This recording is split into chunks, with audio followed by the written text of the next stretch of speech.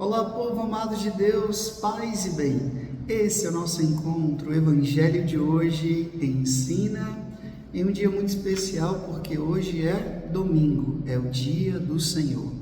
Hoje a igreja celebra o 23º domingo do tempo comum. Hoje é domingo, é dia de Santa Missa, por favor não falte. Se você pode, tem saúde, tem igreja perto da sua casa, tem missa, vá, não deixe de participar.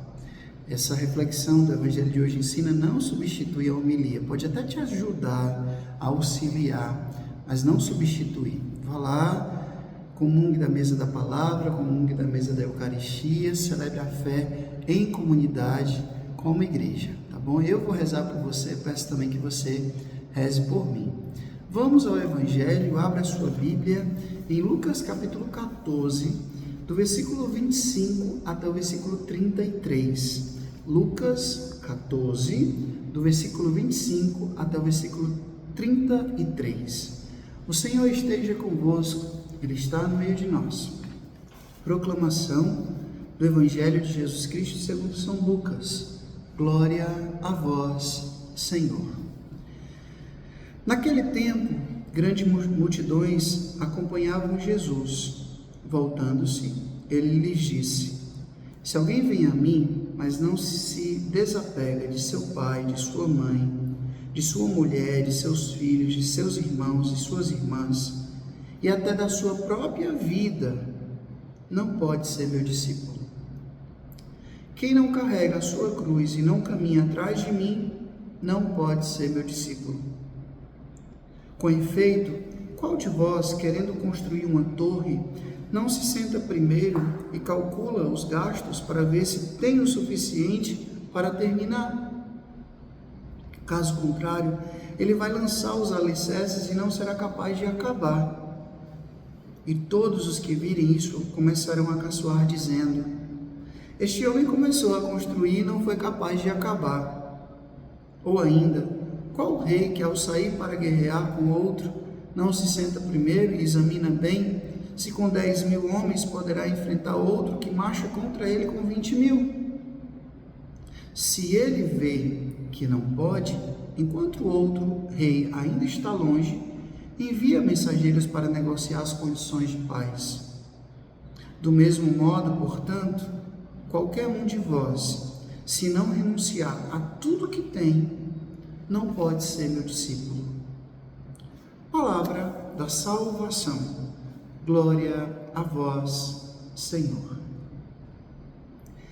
Povo amado de Deus, vocês já escutaram um ditado que minha mãe gostava muito de repetir e ensinou para mim lá no interior, lá no nosso sítio? Dizia assim, ó: quem não pode com pote, não pega na rodia.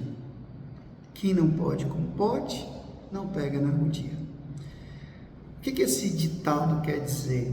As mulheres às vezes iam pegar água na cacimba, no poço, no rio, e faziam um pano de prato ou qualquer outro pano, faziam uma rodia, né? Para colocar na cabeça e colocar o pote, no caso a lata de água, né? E para poder amortecer o peso na cabeça, pelo menos é isso que eu imagino.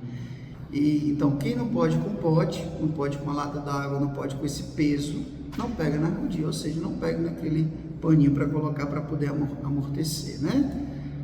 Falando em termos mais atuais, para que eu vou na academia pegar um peso de 100 quilos se eu não consigo? Né? Para que eu vou fazer finta, parecer que eu sou forte se eu não sou? Né? Hoje, Jesus está falando das condições para quem quer segui-lo.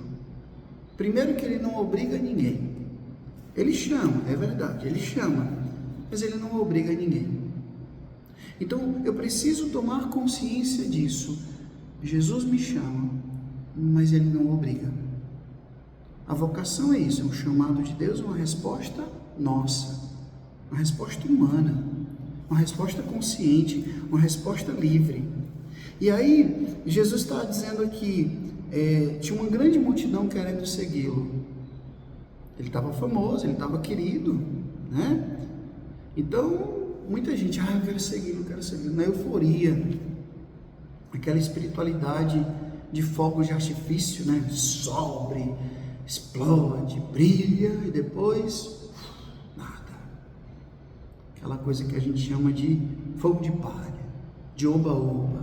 Maria vai com as outras. Porque tu vai, eu vou também. Porque eu vou também, né? Esses dias eu vi uma reflexão interessante a respeito desses grandes eventos católicos que a gente tem presenciado no Brasil, que são maravilhosos, né?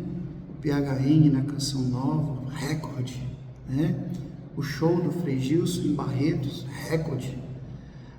A obra de Maria, aliás, a caminhada com Maria, o Aleluia desse ano, recorde de pessoas, de número de pessoas.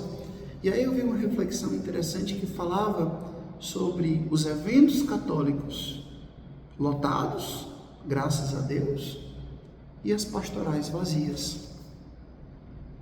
Não tem gente para ser catequista, muitas vezes não tem gente para ser ministro da Eucaristia, não tem gente para ser coordenador de comunidade, não tem gente para cantar e tocar na igreja, não tem gente para ser coordenador, para ser da liturgia da palavra, O que está acontecendo? Né? Cadê essa multidão que está aqui nesse evento? Como é que essa multidão está vivenciando a sua fé no cotidiano, no dia a dia? Entenda, eu não estou aqui fazendo juízo de valor, é uma reflexão, é uma pergunta, né? Por quê? Porque eu posso muito bem ser esse católico que gosta desses eventos somente, mas no dia a dia eu estou disposto a viver uma vida, uma caminhada de fé, a viver uma vida comprometida com a minha paróquia, com a minha comunidade, com a minha diocese, com a minha arquidiocese? Porque eu preciso desse processo, eu preciso dessa vivência. Quando eu era promotor vocacional e os rapazes vinham me procurar querendo ser frade, a primeira coisa que eu perguntava era: qual é a sua paróquia? Você faz parte de algum pastoral? Você faz parte de algum movimento? Você serve na comunidade? Porque a eclesialidade não é simplesmente ir lá para um show, para um evento. A eclesialidade é a vivência da comunidade. É a minha comunidade, é a minha paróquia, é a minha diocese. Eu estou vivenciando. É o grande perigo dos influencers católicos, né? Os missionários digitais. Como eles falam para muitas pessoas, às vezes ficar só aqui. Mas a vivência da comunidade, qual o compromisso que o seu missionário digital, o influência que você segue, tem na comunidade dele, tem na pastoral dele, tem na diocese dele? Será que ele serve? Está lá cumprindo algum compromisso? Ou é só aqui? Só na tela? Então, hoje o Evangelho está falando sobre isso, sobre esse compromisso, que não pode ficar só na emoção, mas que precisa ir para o prático, e o prático aqui é bem prático mesmo. Jesus disse: quem amar mais o seu pai, sua mãe, seus irmãos, sua esposa, seus bens, mais do que a mim, não pode ser meu discípulo. Quem não pega a sua cruz de cada dia e me segue, não pode ser meu discípulo. Ou seja, vamos parar com esse cristianismozinho de fogo de artifício, de oba-oba, de fogo de palha, de euforia, de coceirinha no coração, de choro, de emoção, e vamos para o cotidiano, para o dia a dia, para o feijão com arroz, né? Para os pés no chão, uma espiritualidade encarnada, compromisso diário. O que eu estou fazendo pela minha paróquia, pela minha comunidade, pela minha diocese, pela minha arquidiocese? Será que eu estou comprometido com a minha fé? Será que eu estou comprometido com Cristo? Eu falo tanto sobre adoração. Qual o tempo que você está adorando Jesus? Eu falo tanto sobre oração. Qual o tempo que você reza mesmo? Eu falo tanto sobre comunhão com a igreja e estou criticando o Papa, estou criticando a CNBB, estou criticando o meu pároco, estou criticando a minha paróquia. Como assim? Sem sinodalidade, sem comunhão. Então, Hoje Jesus está dizendo que não dá para segui-lo de qualquer jeito.